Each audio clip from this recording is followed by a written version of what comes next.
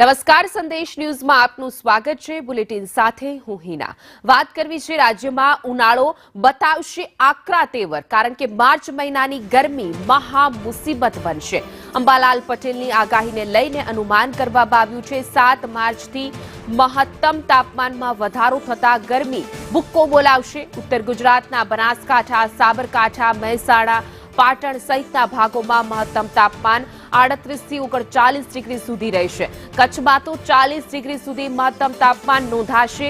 મધ્ય ગુજરાત અને અમદાવાદ, ગાંધીનગર, વડોદરા, આણંદ, ખેડા સહિતમાં 41 ડિગ્રી સુધી રહેશે તાપમાનનો પારો। તો દક્ષિણ ગુજરાતની વાત કરીએ તો વલસાડ, નવસારી, સુરત અને દમણ સહિતમાં 42 ડિગ્રી રહેશે। સૌરાષ્ટ્રના ભાગોમાં અમરેલી, રાજકોટ, સુરેન્દ્રનગર, રાજકોટ સહિત 39 થી પણ 40 ડિગ્રી રહેશે। અગાઉ રાજ્યમાં નબળા પડેલા વેસ્ટર્ન ડિસ્ટર્બન્સને લીધે માર્ચમાં ગરમી આકરી પડશે। 3 થી 6 માર્ચમાં વેસ્ટર્ન ડિસ્ટર્બન્સને લીધે વાદળછાયું વાતાવરણ પણ રહેશે।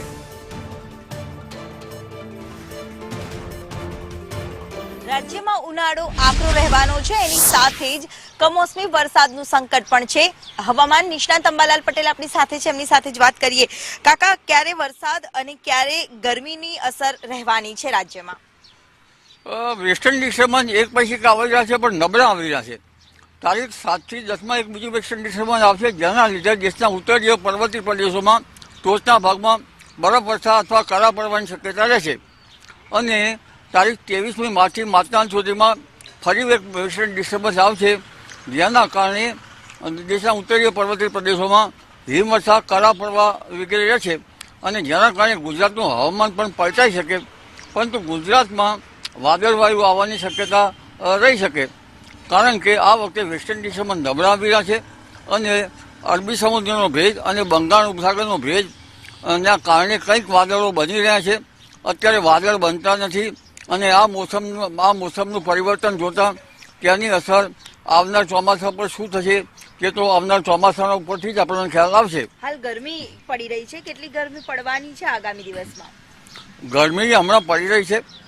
માર્ચ માસ છે, આ માર્ચ માસમાં ભારે ગરમી પડવાની શક્યતા રહેશે। 7મી માર્ચ સુધીમાં દેશના ઉત્તરીય પર્વતીય પ્રદેશોમાં વેસ્ટર્ન ડિસ્ટર્બન્સના કારણે ઉત્તર ગુજરાત, મધ્ય ગુજરાત, પૂર્વ ગુજરાત, કચ્છના ભાગોમાં મહત્તમ ઉષ્ણતામાન થોડું ઘટવાની શક્યતા છે। ઉત્તર જૂનાગઢના ભાગોમાં અને અમરેલી, ભાવનગરના ભાગોમાં પણ કંઈક મહત્તમ ઉષ્ણતામાન ઘટવાની શક્યતા છે। વલસાડના ભાગોમાં પણ મહત્તમ ઉષ્ણતામાન ઘટવાની શક્યતા છે, પરંતુ 7મી માર્ચ બાદ મહત્તમ ઉષ્ણતામાનમાં વધારો થશે અને ઉત્તર ગુજરાત, પૂર્વ ગુજરાતના ભાગોમાં મહત્તમ ઉષ્ણતામાન 38-39 ડિગ્રી સેલ્સિયસ ઉપર જવાની શક્યતા રહેશે। કચ્છના ભાગોમાં મહત્તમ ઉષ્ણતામાન 40 ડિગ્રી સેલ્સિયસ ઉપર જવાની શક્યતા રહેશે અને રાજકોટના ભાગોમાં પણ, ઉત્તર સૌરાષ્ટ્રના ભાગોમાં પણ લગભગ 40 ડિગ્રી સેલ્સિયસ ઉપર જવાની શક્યતા રહેશે।